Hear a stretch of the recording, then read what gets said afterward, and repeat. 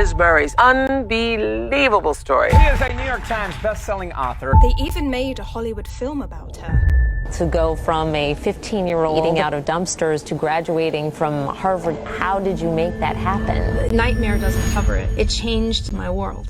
I found myself at 15 years old sleeping in New York City streets. It's definitely not Harvard material. I smelled. I would just eat from the garbage. They let people like us into Harvard. Why would a homeless person get into Harvard? I knocked on every door I could. I was told no so many times. Would you have taken me if I knocked on your door? My mother tried to sell my sister's coat to a drug dealer.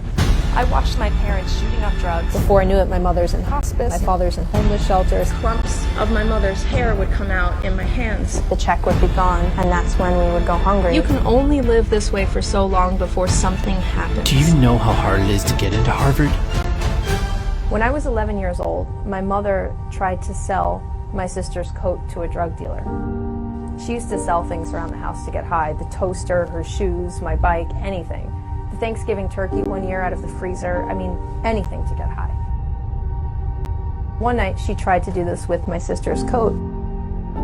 That night, the drug dealer saw it was a child's coat, and he decided, I'm not buying that from you, I'm not exchanging it, and he gave her this coin. And it was an NA coin, Narcotics Anonymous. On the back of the coin, they had the Serenity Prayer.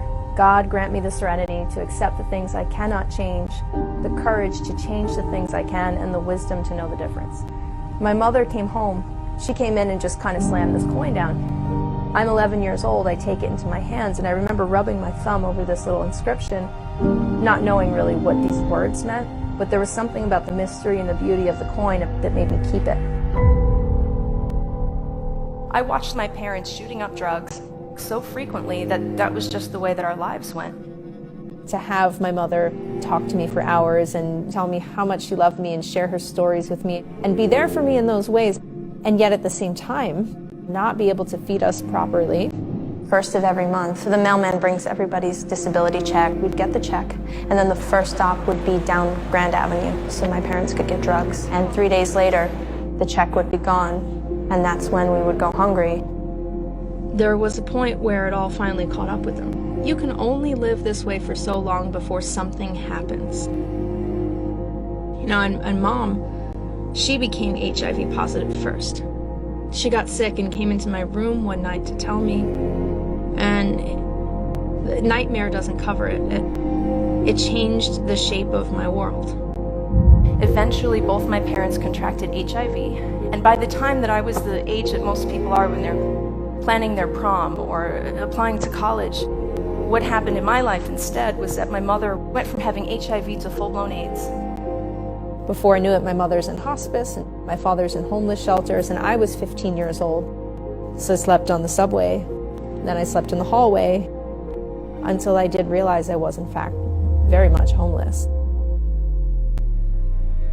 I used to visit my mother in the hospital for 5 hours. Like, I would sit with her all day.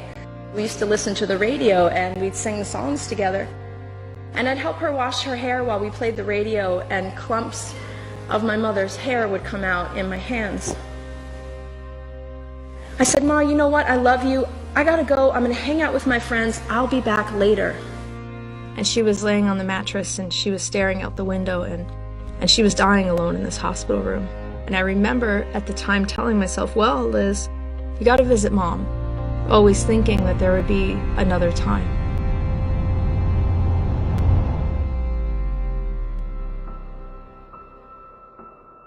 She died on a Wednesday morning, and she was alone when she passed away. They donated a pine box. Someone took a black magic marker, they misspelled her name, and they wrote the words head and then feet on the box with an arrow, and I'm standing there, and I'm looking at this pine box, and what came back to me and flooded me with images and feelings was, okay, I remember when Mom used to sit at the foot of my bed and she would share her dreams with me. How one day she was going to be sober. One day things would be better, and she always told me, Lizzie, it's going to be a better life later. And you know what I carried around with me at the time was my mother's picture in my back pocket. It's crumpled up with cracks on it. I used to take that picture out right after I buried her, and I would look at that picture, and it was when she was homeless that picture was taken. And what I realized is that I may not have been doing drugs, but in every other way I was living her life. It was so clear to me that you could go your whole life saying, I'm going to do it later. With that in mind, I just started knocking on the door to go back to school. I gave him my friend's address and I went from one school to the next and I got turned down flat. People kind of looked at me and said, you should be applying to college, but you're applying to high school. And I remember being so frustrated at having so many doors slammed in my face and I wasn't going to go, and I almost gave up. There was this one afternoon I was standing in Midtown Manhattan. I literally could have gone one way or the other.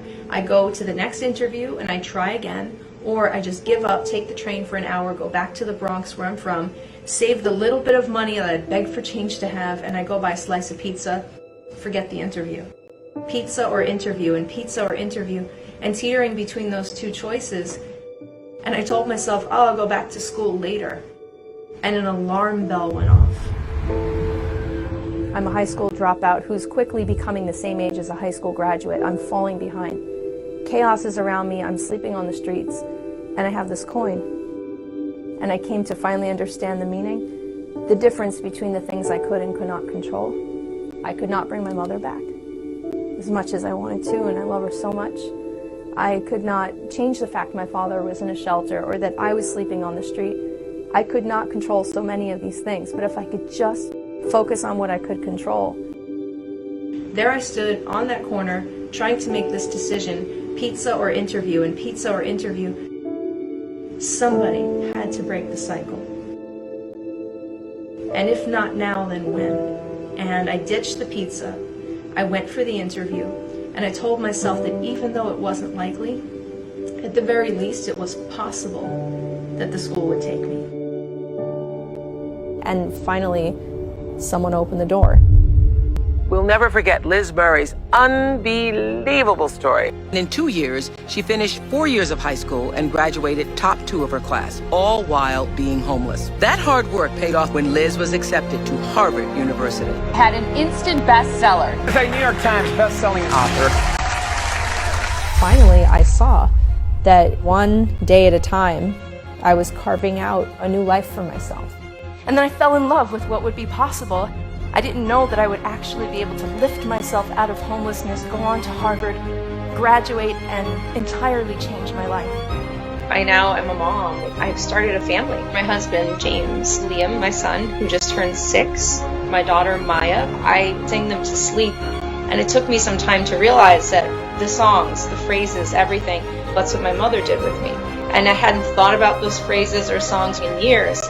Having children has really shown me that love imprints on you. Everything has changed. Life is beautiful. Life is a miracle.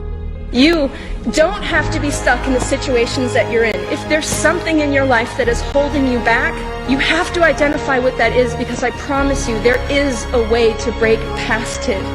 Absolutely no one knows what's possible until they're already doing it.